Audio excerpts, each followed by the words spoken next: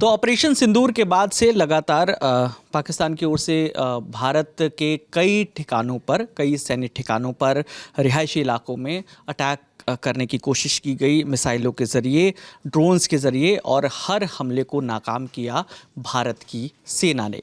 अब इन सब के बीच में जिक्र आ रहा है हमारी एक मिसाइल का जिसका नाम है ब्रह्मोस। सर, ये इसकी चर्चा क्यों हो रही है?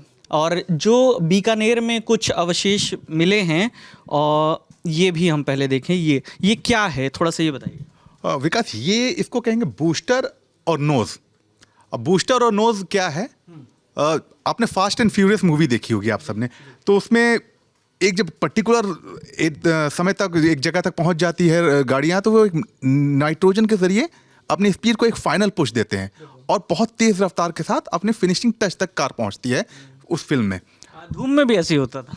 धूम की बाइक याद करिए, जॉन अब्राहम की। हाँ, पर वो धूम में मुझे उदय चोपड़ा ज़्यादा अच्छा लगा था, तो मैं जॉन अब्राहम की तरफ नहीं देखता हूँ। हाँ, पर तो उस तरह से ये बूस्टर जो है, ब्रह्मोस के जो काम करने की टेक्नोलॉजी है, लॉन्चर से वो मिसाइल हवा में जाती है और उसके बाद एक ऊंचाई पर पहुंचकर बूस्टर ऑन होता है और बूस्टर उसको एक उसका फाइनल रफ्तार देता है और वो अलग हो जाता है, वहाँ पे अलग होकर गिर जाता है उसी जगह पे। तो ये जो आप देख रहे हैं, ये बूस्टर और नोज हैं, जो कि वहाँ पे ये है कि इस जगह पे जहाँ पे है, यहाँ पे इसने बूस्टर लॉन्च किया होगा, उसको उसकी टारगेट की तरफ भेजा होगा और यहाँ पे गिर गया, तभी इसका ये टुकड़ा मिला है। अब वो टारगेट क्या हो सकता है? जिस जगह पे ये पाया गया है वहाँ के आसपास बहावलपुर है, रावलपिंडी है और रफीकी एयरबेस है। अब जो कल प्रेस कॉन्फ्रेंस में भी बताया गया था, जो जॉइंट प्रेस कॉन्फ्रेंस थी, उनमें पाकिस्तान के 4 एयरबेस की बात हुई थी। कौन कौन से थे वो? उसमें एक ये रफीकी था रावलपिंडी के पास में। तो अगर बीकानेर में ये जो गिरा है, नूर एयरबेस भी था, मुरीद भी था, लेकिन जो रफीकी एयरबेस है उससे यहाँ जो पोजीशन मिली है वो सटीक मेल खाती है कि अगर एक बूस्टर गिरा है तो मतलब इस्तेमाल किया गया है ब्रह्मोस। और कहाँ जा सकता है? तो ये 3 टारगेट हैं, Bahawalpur, Rawalpindi, Rafiki airbase. Okay, इस पर अभी कोई ऑफिशियल लेकिन इन्फॉर्मेशन नहीं है। ऑफिशियल इन्फॉर्मेशन नहीं है, बस ये जो टुकड़ा मिला है उसके उस पर कर सकते हैं, आधार पर हम कह सकते हैं कि अगर गया है तो इन 3 में से किसी एक टारगेट को उसने हिट किया है। बिल्कुल। तो और पाकिस्तानी जो मीडिया हाउसेस हैं वो भी इस बात का जिक्र कर रहे हैं अपने तमाम खबरों में कि भारत की ओर से इस मिसाइल का इस्तेमाल किया गया है। अब मुझे ज़रा इसकी खासियत के बारे में बताइए, और ये जो कॉम्बिनेशन है, कैसे ये 2 देशों के नामों से मिलकर बना, उसके बारे में थोड़ा। और जी हाँ, सबको मालूम है कि भारत और रूस का जॉइंट वेंचर है, और ये जो नाम है ब्रह्मोस, ये 2 नदियों को मिलाकर बना है, भारत की ब्रह्मपुत्र नदी और रूस की मस्कावा नदी। इन दोनों को मिलाकर बना है ब्रह्मोस। भारत का DRDO इसमें शामिल है और रूस का NPOM जो ऑर्गेनाइजेशन है वो शामिल है। दोनों से मिलकर एक कंपनी बनी है जिसमें करीब 56% हिस्सेदारी भारत की है और 44% रशिया की है। तो इसका जो नाम है ब्रह्मोस वहाँ से आया।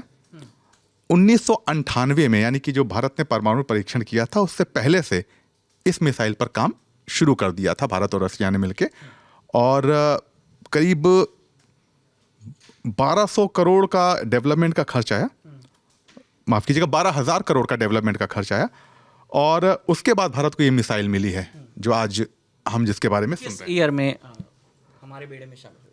देखिए, इसके कई वर्जन हैं। सबसे पहला जो बेसिक वर्जन बना वो 2007 में भारतीय थल सेना को दिया गया। उसके बाद इसमें और एक्सपेरिमेंट हुए। 6 साल बाद इसका एक नेवल वर्जन तैयार होता है और वो इंडियन नेवी को दिया जाता है, जो शिप से किसी ज़मीन पर हमला करने की ताकत रखता है।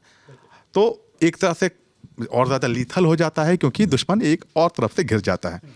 फिर इस पर और मेहनत होती है और ज़्यादा इसका डेवलपमेंट किया जाता है, और एयर टू सरफेस वर्जन इसका वो 2020 में जब सुखोई ने इसको इस्तेमाल किया, तब दुनिया ने देखा कि अच्छा, ब्रह्मोस का एक तीसरा वर्जन एयर टू सरफेस भी आ चुका है। लेकिन अभी यहीं ख़त्म नहीं है कहानी, इसके और वर्जन भी आ रहे हैं।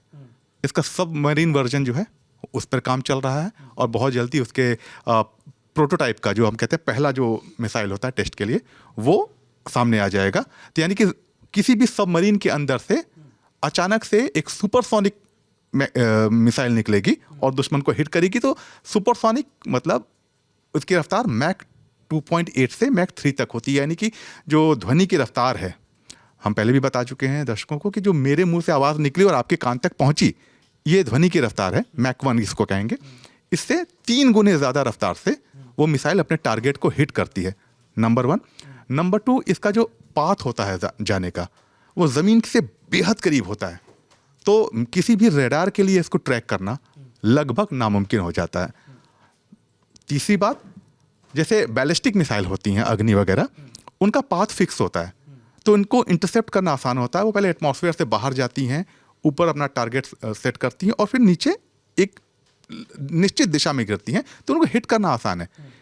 वो फायर एंड फॉरगेट कही जाती हैं कि अब दागो और भूल जाओ, वो अपना काम कर देंगी अगर बीच में ना रोक ली गई। इसीलिए उनको रोकना आसान है, अपेक्षाकृत आसान है, मतलब आसान तो कुछ भी नहीं है।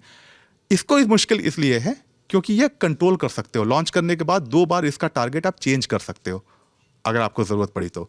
इसका कंट्रोल रहता है हाथ में, तो इस पर कंट्रोल रहता है, इसलिए इसको पकड़ना, इसको इंटरसेप्ट करना मुश्किल होता है। तो बहुत ज़्यादा ये सुपरसोनिक मिसाइल्स जो हैं वो तबाही मचाती हैं। 800 किलोमीटर तक की रफ्तार है इसकी, सॉरी माफ़ कीजिएगा, 800 किलोमीटर तक की रेंज है इसकी। 800 किलोमीटर तक ये मार कर सकती है। 290 पहला वर्जन आया था इसका और 800 तक इसको इम्प्रूव किया गया।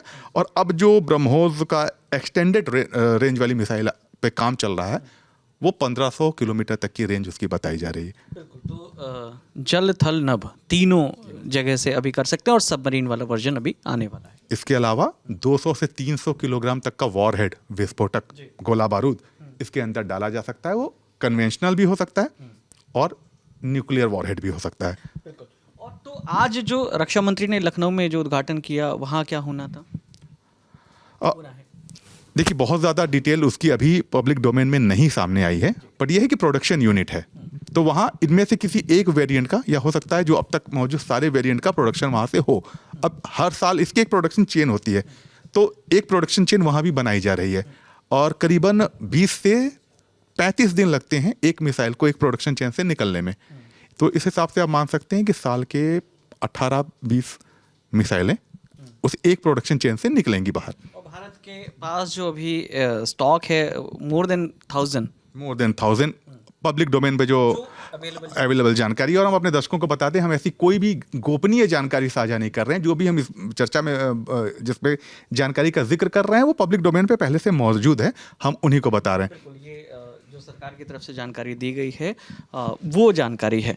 तो कुल मिलाकर ये मिसाइल पिछले 2 दिनों से चर्चा में है और अब ऑफिशियल स्टेटमेंट का इंतज़ार है कि क्या पाकिस्तान के एयरबेस को तबाह करने के लिए इन मिसाइल्स का इस्तेमाल किया गया था। जो भी होगा वो ऑफिशियल जो भी होगा वो उस प्रेस कॉन्फ्रेंस में सामने आएगा, जो एक जॉइंट प्रेस कॉन्फ्रेंस रोज़ाना की जाती है मिनिस्ट्री ऑफ एक्सटर्नल अफेयर्स और भारतीय सेना की जो जॉइंट प्रेस कॉन्फ्रेंस है। तो जो भी अपडेट आएगा हम आप दर्शकों तक लाते रहेंगे। इस बातचीत में मेरे साथ दिग्विजय जी थे। मेरा नाम विकास वर्मा है, कैमरे के पीछे प्रशांत हैं। देखते रहिए दी लल्लन टॉप। शुक्रिया।